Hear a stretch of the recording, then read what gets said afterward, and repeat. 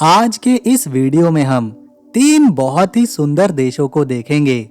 उनके इतिहास, उनकी संस्कृति और प्राचीन इमारतों के बारे में जानेंगे।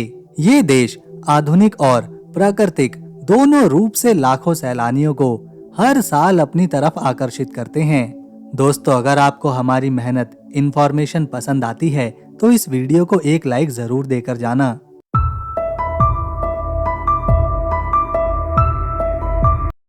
बेलारूस देश के बारे में। बेलारूस, जिसे झीलों का देश कहा जाता है, क्योंकि यहाँ 2-4 हजार झील नहीं हैं, बल्कि यहाँ 11,000 झीलें मौजूद हैं, जिनमें कुछ छोटी हैं तो कुछ बड़ी हैं। इनमें से 2 झीलें बहुत ही फेमस हैं। पहली तो लेक नराज और दूसरी लेक ओसोविया। ये देश बेलारूस 2,02,600 स्क्वायर किलोमीटर के क्षेत्रफल में फैला हुआ है, जो एरिया के लिहाज से दुनिया का 93वां बड़ा देश है। वहीं अगर इसकी आबादी की बात करें तो यहाँ 90,56,700 लोग रहते हैं। आपको जानकर हैरानी होगी कि बेलारूस में पिछले कुछ दशकों में लोगों ने बच्चों को जन्म देना काफी कम कर दिया है, जिस वजह से यहाँ आबादी बढ़ने की बजाय माइनस में जा रही है। और जो 90,56,000 लोग हैं, उनमें भी लगभग 50 लाख लोग केवल 3 या 4 शहरों में ही रहते हैं। इसके अलावा बहुत से लोग आज भी गांव में रहना पसंद करते हैं। यहाँ का सबसे बड़ा धर्म ईसाई है, जिसे लगभग 71% लोग फॉलो करते हैं, जबकि 28% में ऐसे लोग हैं जो किसी भी धर्म को नहीं मानते, जबकि 0.5% में इस्लाम धर्म को मानने वाले हैं और 0.1% में हिंदू धर्म को मानने वाले हैं। जैसे हमारे देश इंडिया में लगभग हर सब्जी में आलू डाला ही जाता है, आलू की कई तरह की सब्जियां बनाई जाती हैं, ठीक इसी तरह यहाँ बेलारूस में आलू से बनी बहुत सारी डिशेस बनाई जाती हैं। इन लोगों को आलू खाना बहुत ही पसंद है।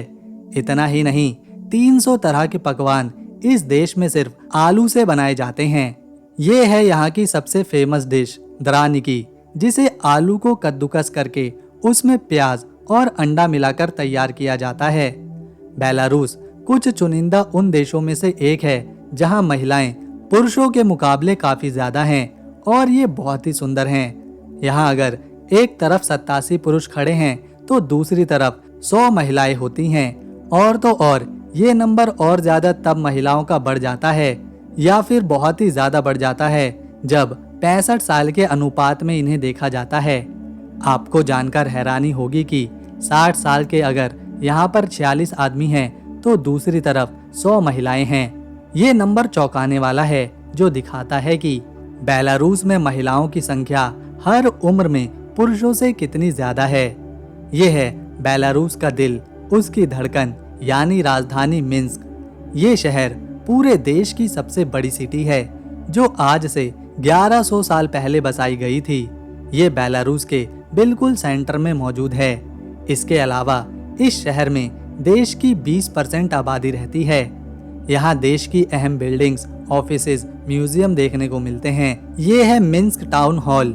ये इमारत 17वीं शताब्दी में बनाई गई थी, लेकिन 1857 में इसे गिरा दिया गया था। फिर से इसे साल 2004 में दोबारा बनाया गया और अब ये टाउन हॉल पुराने टाउन हॉल की निशानी के रूप में देखा जाता है।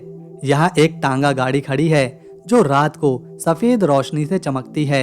लोग इसके साथ फोटो खिंचवाते हैं क्योंकि ये बहुत ही सुंदर नजर आती है। इसके अलावा कई स्टैचूज भी बने हैं जो 17वीं शताब्दी की याद दिलाते हैं। ये पूरी जगह न्यू ईयर और क्रिसमस पर लाइटों से सजी होती है, जो काफी ज्यादा सुंदर लगती है। राजधानी मिन्स्क अपने इतिहास और संस्कृति के लिए काफी मशहूर है, जिसे कई बार तबाह किया गया और फिर से बसाया गया, खासतौर पर सेकेंड वर्ल्ड वॉर के दौरान। उस समय तो शहर का 1/3 हिस्सा खत्म ही हो गया था, लेकिन आज इसे इस तरह से देखकर ऐसा लगता है मानो यहाँ कुछ हुआ ही नहीं था। बेलारूस में जब कोई महिला माँ बनती है तो उसे 85,000 रुपए दिए जाते हैं, और तो और महिला को बच्चे की देखभाल और पढ़ाई के लिए अलग से हर महीने 25,000 रुपए मिलते हैं। और ये पैसे जब तक मिलते रहते हैं तब तक 7 लाख रुपए ना हो जाएं। ये काफी अच्छी चीज है। इससे माँ और बच्चे दोनों का भविष्य आर्थिक रूप से काफी मजबूत हो जाता है। इन्हें किसी भी दूसरे पर निर्भर नहीं रहना पड़ता। देखा जाए तो यूरोप के ज्यादातर देशों में महिला और बच्चे को अच्छी खासी रकम दी जाती है, लेकिन हैरानी की बात यह है बेलारूस में पिछले कुछ बीते सालों से जनसंख्या घटती ही जा रही है। ये है बेलारूस का मीर कैस्टल, जो कि लगभग 500 साल यानी कि 16वीं शताब्दी में बनाया गया था। ये मौजूद है मीर गांव में। ये इतना ज्यादा सुंदर है, इसका डिजाइन इतना खास है कि मानो ये कोई परियों की कहानियों के दिखाए जाने वाले किलों में से एक है। शुरुआत में यहाँ राजा महाराजा रहते थे। इस किले पर कई बार दूसरे राज्यों ने हमला किया, किले को नुकसान पहुंचाया, पर हर बार राजा यहाँ बसते और इसे फिर से बनाते। आज भी इसकी स्थिति अच्छी है। किले के बाहर एक झील है जहाँ अक्सर लोग तैरते हैं और बोटिंग करते हैं। साथ में एक गार्डन भी है जहाँ लोग आराम करते हैं। आज ये लोगों के लिए एक म्यूजियम है जिसके अंदर उस समय की पेंटिंग्स, फर्नीचर, हथियार देखने को मिलते हैं। इसकी खासियत और इतिहास को देखते हुए यूनेस्को ने इस किले को अपनी हेरिटेज साइट्स में शामिल किया हुआ है। बेलारूस में एक नहीं बल्कि 2 आधिकारिक भाषाएं हैं, पहली बेलारशियन और दूसरी रशियन।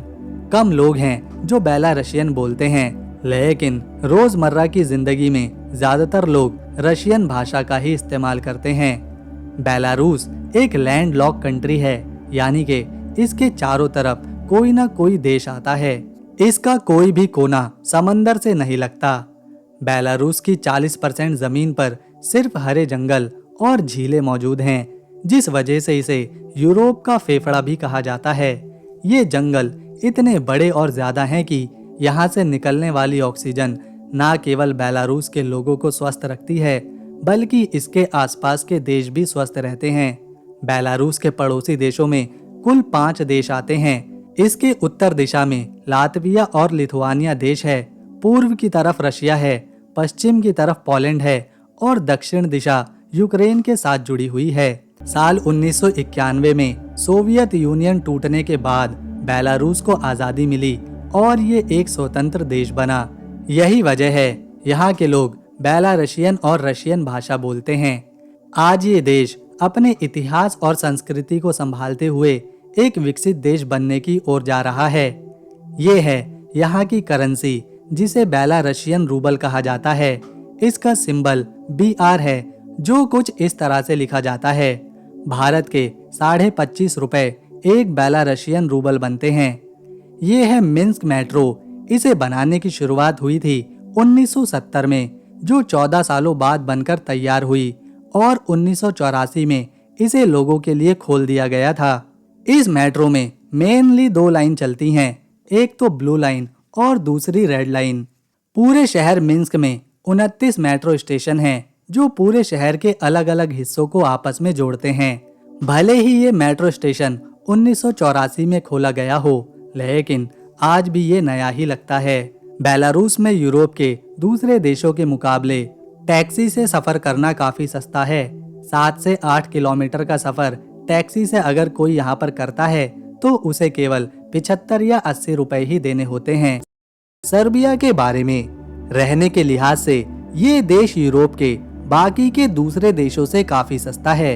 वीडियो में आगे बढ़ने से पहले अगर आपने वीडियो को एक लाइक नहीं किया तो जल्दी से कर लें और चैनल को सब्सक्राइब कर बेल आइकन जरूर दबाएं। ये है देश की राजधानी। यहाँ का सबसे बड़ा शहर बेलग्रेड। बेलग्रेड का मतलब होता है सफेद शहर, और ये नाम इसे यहाँ की सफेद चट्टानों से बनी इमारतों के कारण मिला है। ये दुनिया के सबसे पुराने शहरों में से एक है। इसकी स्थापना लगभग 7000 साल पहले हुई थी। यहाँ समय समय पर कई साम्राज्य फैले, संस्कृतियां आई। यहाँ रोमन्स ने राज किया, यहाँ बाइजेंटाइन साम्राज्य फैला, यहाँ ऑटोमन्स के राजाओं ने राज किया। बेलग्रेड हमेशा से एक महत्वपूर्ण व्यापारिक केंद्र तो रहा ही है, साथ में ये सैन्य ताकतों का केंद्र भी रहा है। राजधानी में 2 नदियां बहती हैं, पहली सावा और दूसरी दन्यूब। ये दोनों नदियां इस शहर के लिए वरदान का काम करती हैं। इससे इन्हें पानी मिलता है, ट्रांसपोर्ट में आसानी होती है और ये दोनों नदियां शहर को और ज्यादा खूबसूरत बना देती हैं। अगर हम इस देश की आबादी की बात करें तो यहाँ केवल 65 लाख लोग ही रहते हैं, जिसमें पुरुष कम हैं और महिलाएं ज्यादा हैं, जो आमतौर पर यूरोप के कई देशों में देखने को मिलता है। हर 92 पुरुषों पर यहाँ 100 महिलाओं का अनुपात है। 65 लाख लोगों की आबादी में यहाँ 88% लोग ईसाई धर्म को मानने वाले हैं, जबकि 7% में इस्लाम धर्म को मानने वाले लोग यहाँ रहते हैं और 5% में यहूदी और बौद्ध और अन्य धर्मों के लोग हैं। क्षेत्रफल के लिहाज से सर्बिया छोटे देशों में गिना जाता है, क्योंकि इसका क्षेत्रफल महज 88,499 स्क्वायर किलोमीटर जितना है और एरिया के लिहाज से ये दुनिया में 113वां स्थान रखता है। ये है सर्बिया की करेंसी, जो अपने देश भारत के मुकाबले इतनी मजबूत नहीं है। भारत के केवल 78 पैसे ही यहाँ के एक सर्बियन दिनार बनते हैं, जो यूरोप के बाकी देशों के मुकाबले इसे सस्ता बनाते हैं। सर्बिया के लोग बहुत ही समझदार और तेज दिमाग वाले माने जाते हैं। निकोला टेस्ला का नाम तो आपने सुना ही होगा। उन्होंने कई आविष्कार किए हैं, खासतौर पर इलेक्ट्रिकल इंजीनियरिंग के क्षेत्र में। टेस्ला ने ही एसी यानी कि अल्टरनेटिंग करंट की खोज करी। उन्होंने ही टेस्ला कॉइल की खोज करी। इसके अलावा इवो एंड्रिक, इनके लिखे साहित्य दुनिया भर में प्रसिद्ध हुए और इन्हें इस काम के लिए नोबेल प्राइज से भी सम्मानित किया गया। ये है देश का सबसे पुराना बाजार, जो कि राजधानी बेलग्रेड में लगता है। इसकी शुरुआत 1920 में करी गई थी। यहाँ इंडोर मार्केट भी लगती है और आउटडोर भी। इस बाजार में ताजे फल, सब्जियां, मीट, दूध, दही और खाने पीने का हर तरह का सामान मिलता है। इस बाजार की सबसे बड़ी खासियत है कि यहाँ जितने भी दुकानदार हैं, उसमें से ज्यादातर किसान हैं, जो पहले खेती करते हैं, फिर अपनी सब्जी या फल को सीधा इस बाजार में बेचने आते हैं। यहाँ कई स्टॉल्स और खाने पीने की दुकानें हैं, जहाँ सर्बिया का पारंपरिक खाना मिलता है। लोग न केवल यहाँ शॉपिंग करते हैं, बल्कि स्वादिष्ट खाने का मजा भी उठाते हैं। ये है कालमेगदान किला, जो पूरे देश में काफी प्रसिद्ध है अपने इतिहास और म्यूजियम के लिए। इस किले को बनाने की शुरुआत हुई थी 2000 साल पहले और ये एक सुरक्षा का किला था, जहां से पूरे शहर पर नजर रखी जा सकती थी, रास्तों को देखा जा सकता था, दुश्मनों को यहाँ से हराया जा सकता था। इसीलिए जो भी साम्राज्य यहाँ पर आता, वो इस किले को और फैलाता, इसकी दीवारें और ऊंची करवाता। आज इस किले में एक म्यूजियम है। यहाँ प्राचीन कला की बंदूकें, युद्ध के हथियार और दूसरी चीजें देखने को मिलती हैं। किले के बाहर एक पार्क भी बना है। यहाँ लोग घूमते हैं, आराम करते हैं और पिकनिक भी मनाते हैं। सर्बिया में वैसे तो कई भाषाएं बोली जाती हैं, लेकिन यहाँ सबसे ज्यादा सर्बियन भाषा ही लोग बोलते हैं और ये भाषा यहाँ की राष्ट्रीय भाषा भी है। ये देश एक समय पर यूगोस्लाविया का हिस्सा हुआ करता था। रोमन साम्राज्य, जिसने एक समय पर धरती के एक बड़े हिस्से पर शासन किया था, उसके राजा महाराजा यहीं पैदा हुए थे। रोमन साम्राज्य के 18 राजाओं ने सर्बिया की भूमि पर ही जन्म लिया था। आपको जानकर हैरानी होगी कि जहां आज ज्यादातर देश ट्रांसपोर्ट को आसान बनाने के लिए मेट्रो चलाते हैं, तो वहीं सर्बिया शायद यूरोप में एकमात्र ऐसा देश है जहां मेट्रो नेटवर्क नहीं है। यहाँ की राजधानी बेलग्रेड में भी आपको मेट्रो नहीं मिलेगी। यहाँ पर ट्रांसपोर्ट के लिए लोग सबसे ज्यादा बसों का इस्तेमाल करते हैं। इन्हें जहाँ भी जाना होता है, बस से ही जाते हैं। बस के अलावा ट्राम है। यह है सर्बिया का फ्रीडम स्क्वायर। सर्बिया में बीचेस की कोई कमी नहीं है। यहाँ एक से बढ़कर एक सुंदर किनारे देखने को मिलते हैं, जिसमें से कुछ बीच तो ऐसे हैं जहाँ लोग निर्वस्त्र होकर नहाते हैं। ये है सर्बिया का एक प्रसिद्ध बीच, जिसे अदा सिगानलिजा कहा जाता है। दरअसल ये दन्यूब नदी के पास मौजूद है। यहाँ सामने सुंदर झील नजर आती है, जिस पर लोग सर्फिंग करते हैं, पानी में खेलते हैं। इसके किनारे पर सफेद चमचमाती रेत बिखरी हुई है, जो इसे और ज्यादा सुंदर दिखाती है। बीच के आसपास कई कैफेज और रेस्टोरेंट खुले हुए हैं। यहाँ लोग खा पी सकते हैं। गर्मियों के मौसम में यहाँ काफी भीड़ रहती है। ना सिर्फ सर्बियन बल्कि सैलानी भी यहाँ पहुँचते हैं। ये है सर्बिया का फ्रीडम स्क्वायर। इसे यहाँ के लोग ट्रैक स्लोबोक कहते हैं। ये जगह बेलग्रेड के बिल्कुल बीचों बीच मौजूद है। इसे देखने ना सिर्फ स्थानीय लोग बल्कि टूरिस्ट भी आते हैं। ये जगह सर्बिया की कई ऐतिहासिक घटनाओं का सबूत है, जिसमें सर्बियाई स्वतंत्रता संग्राम और राजनीतिक आंदोलन शामिल हैं। ये लगभग 150 साल पुरानी इमारत है। लातविया देश के बारे में। लातविया यूरोप के उत्तरी दिशा में आता है। अगर हम नक्शे पर देखें तो बाल्टिक सागर का ये हिस्सा है, जिसके उत्तर की दिशा में इस्टोनिया देश है, दक्षिण पूर्व की तरफ बेलारूस है, पूर्व की दिशा में रशिया है और दक्षिण की तरफ लिथुआनिया देश है। अगर हम इस सुंदर से देश के क्षेत्रफल को देखें तो इसका एरिया केवल 64,589 स्क्वायर किलोमीटर में फैला हुआ है, जो कि एरिया के लिहाज से दुनिया का 124वां बड़ा देश बनता है। यहाँ पर ज्यादा लोग नहीं रहते। लातविया की कुल आबादी केवल 18 लाख के आसपास है। 18 लाख लोगों में लगभग 70% लोग ईसाई धर्म को मानते हैं, 25 से 28% में नास्तिक हैं और 1 से 2% में अन्य धर्मों के लोग यहाँ पर रहते हैं। ये है देश की राजधानी रीगा। ये लातविया का सबसे बड़ा शहर होने का सम्मान रखती है। इसके अलावा देश की आर्थिक, सांस्कृतिक और राजनीति का भी केंद्र है। ये शहर ठीक बाल्टिक सागर के किनारे बसा हुआ है। इस शहर को आज से 800 साल पहले यानी 12वीं शताब्दी में बसाना शुरू किया गया था, जो कि आज यूनेस्को की वर्ल्ड हेरिटेज साइट्स का हिस्सा है। ये शहर अपने मध्यकाल में बनी इमारतों और इतिहास के लिए प्रसिद्ध है। यहाँ की इमारतों में एक खास आर्किटेक्ट देखने को मिलेगा, जिसे नोविया आर्किटेक्ट कहा जाता है। केवल इस एक पूरे शहर में देश की 50% आबादी बसती है।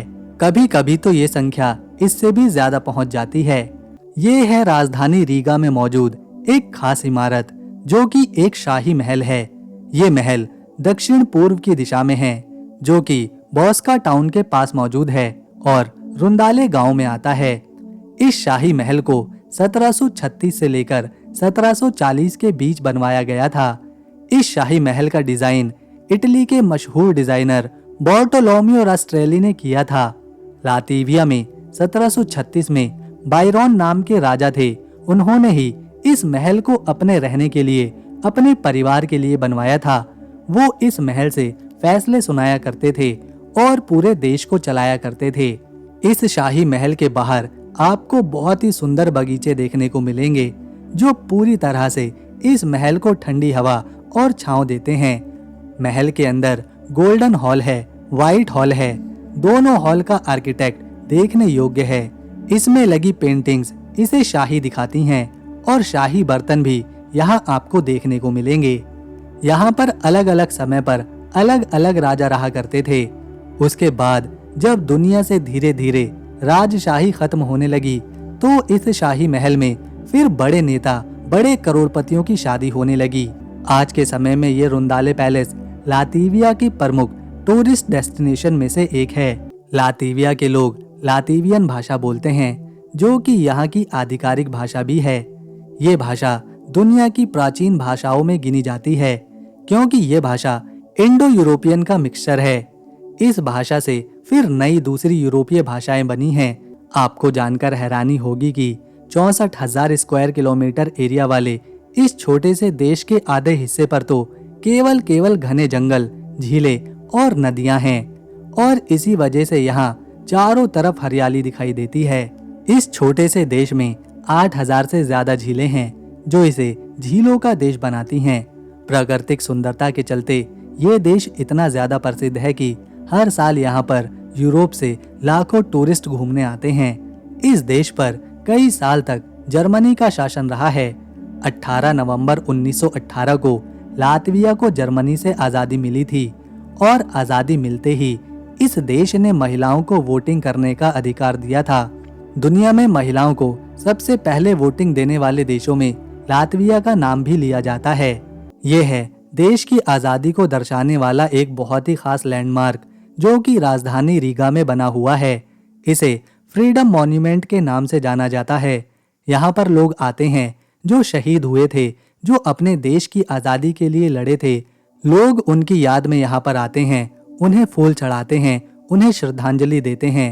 ये फ्रीडम मॉन्यूमेंट यहाँ काफी प्रसिद्ध है और अक्सर यहाँ पर भीड़ देखने को मिलती है। तो दोस्तों, इन्फॉर्मेशन अच्छी लगी तो इस वीडियो को एक लाइक दें, शेयर करें और चैनल को सब्सक्राइब कर बेल आइकन जरूर दबाएं